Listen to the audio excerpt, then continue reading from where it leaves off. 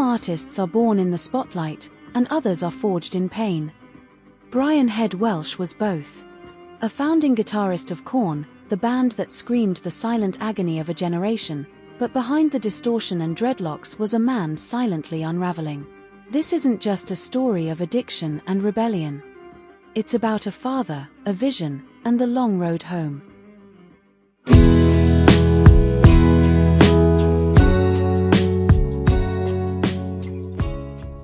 Brian Welch grew up in Bakersfield, California. Growing up, he was sensitive, creative, and often misunderstood.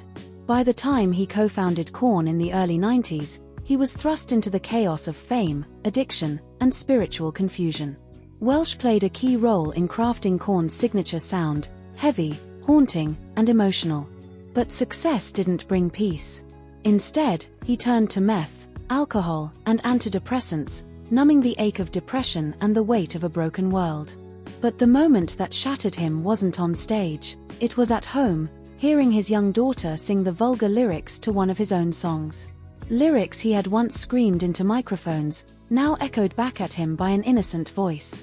In that moment, he saw himself, not as a rock star, but as a man failing the one person he loved most.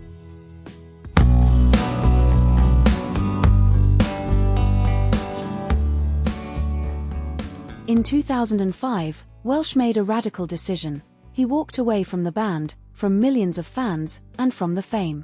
What followed was not a retreat, but a rebirth.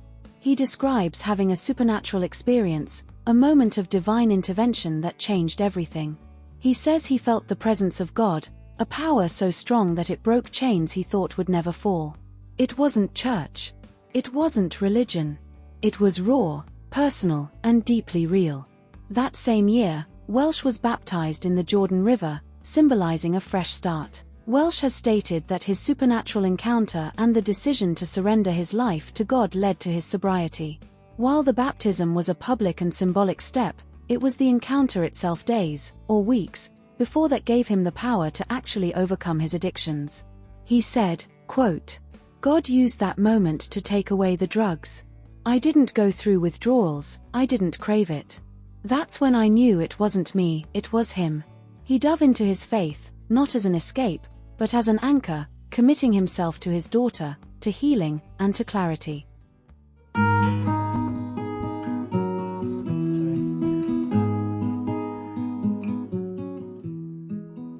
Years passed. Welch wrote books, toured solo, and shared his story with honesty and grit. But then, something unexpected, he rejoined Korn in 2013. Many wondered, why return to a band whose lyrics once haunted him? Welch said it wasn't about compromise, it was about a mission. Before returning, he spoke with his bandmates. They reached a mutual understanding. Korn would steer away from overt demonic messaging, while still staying true to their identity. They agreed to focus on themes of moments of suffering, survival, and truth, but with room for redemption. Welch saw an opportunity, a Trojan horse of hope. He wasn't there to preach.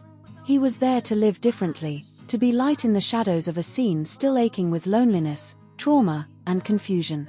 And fans noticed.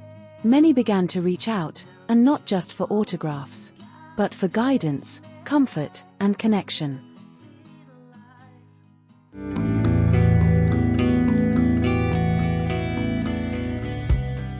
Brian Head Welch is still playing heavy music, but his message now carries weight beyond the amp. He doesn't hide his scars, he leads with them. In a world where so many scream into the void, his life quietly whispers, "You're not too far gone. There's still time. There's still hope." Sometimes, the loudest message comes from a man who chose to listen first.